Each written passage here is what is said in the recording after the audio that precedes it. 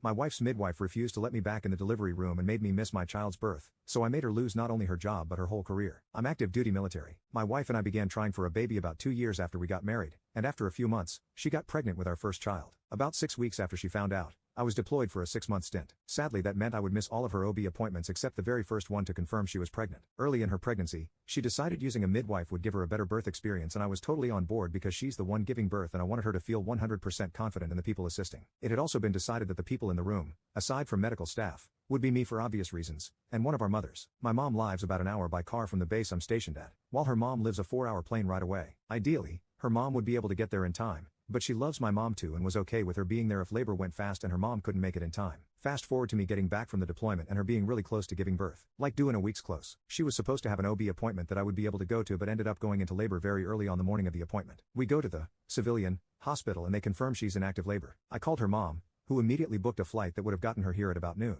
Then, my mom came to the hospital a few hours later. A while later the midwife came in to see my wife and was rude from the start. My wife told her I was back from deployment, and she calmed down a little but was still clearly not happy I was in the room, especially once I started cracking jokes to try to distract my wife from the pain of the contractions. Then the midwife glared at me and told me to take this seriously and have respect for my wife while she was in pain. My wife asked me to tell her jokes. We were both making jokes, not just me. I thought her hostility was weird, but I was more focused on my wife and doing all I could to support her. As it got closer to noon, my wife was almost 9 centimeters dilated, so I decided not to go pick up her mom from the airport and had her take a cab instead so I wouldn't have to leave for over an hour to drive to the airport. When her mom did get to the hospital, I left the L&D floor briefly to go downstairs and pay the cab driver so her mom wouldn't need to. As the cab was pulling up, I got a call from my mom telling me the OB and midwife were there, and the baby was coming fast. Of course, I rushed back up there after tossing some cash to the cab driver, so her mom and I could be there for the birth. When I got back to the L&D floor, my mom was in the waiting room since she had to step out to make the phone call and also knew she would be waiting outside. I used the intercom to ask to be let back in, and to my surprise, I was denied entry. They said they had an order to not let me or anyone in to see my wife. That was really confusing, so I asked why, and was just told I wouldn't be let in and not to tie them up on the intercom or security would be called. So the three of us waited outside since my wife didn't answer her phone as she was actively pushing our baby out. Well over 2 hours later she was able to call me back and asked where I had been.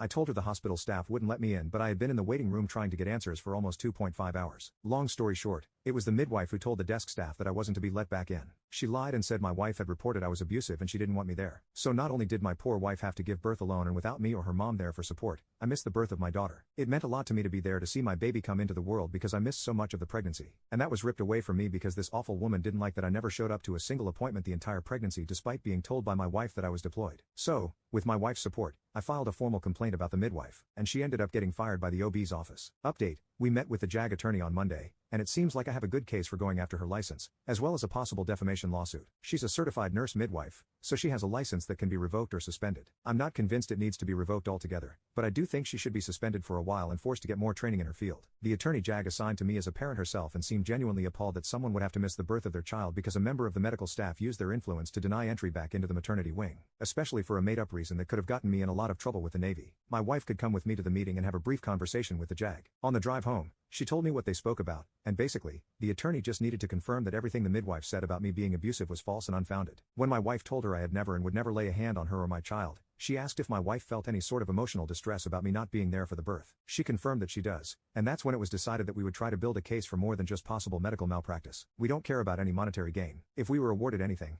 it will go into an educational account for our daughter, or be donated to a charity. We are in agreement that the midwife should have to answer for what she did though. She took away a once-in-a-lifetime experience for me. Even if we have more children, I'll never get back the lost experience of not seeing my firstborn come into the world. So that's where things stand right now. Any further updates will most likely be a long way off since there's going to be pending litigation soon. Thank you to, almost, everyone who commented and offered encouragement. It gave me the push I needed to seek out a legal remedy for the situation. My wife and I are truly thankful.